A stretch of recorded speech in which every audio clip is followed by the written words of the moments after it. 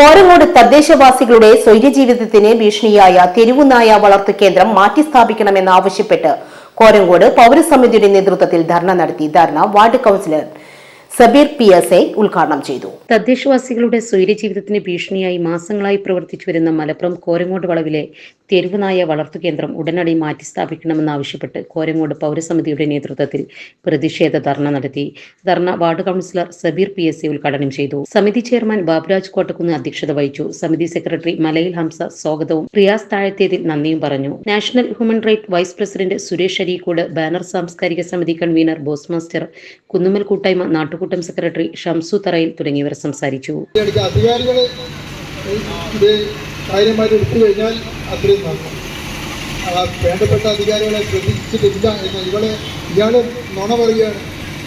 1.5 മാസം കൊണ്ട് മാറ്റിക്കോളാം. ഞാൻ അവിടെ റൂം എടുത്തിട്ടുണ്ട്, ഇവിടെ റൂം എടുത്തിട്ടുണ്ട്, അവിടെ പണിക്കാരുണ്ട്, അവിടെ അത് കഴിഞ്ഞ് ഒന്നും നടന്നിട്ടില്ല. എവിടെ എടുത്തിട്ടില്ല, വെറുതെ പറയുക. നമ്മുടെ സംതൃപ്തിയേക്കാൾ വിലപ്പെട്ടതാണ് നമുക്ക് വേണ്ടപ്പെട്ടവരുടെ സന്തോഷം.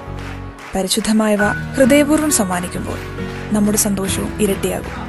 Dubai Golden Diamonds, pride of generations. India, Oman, Bahrain.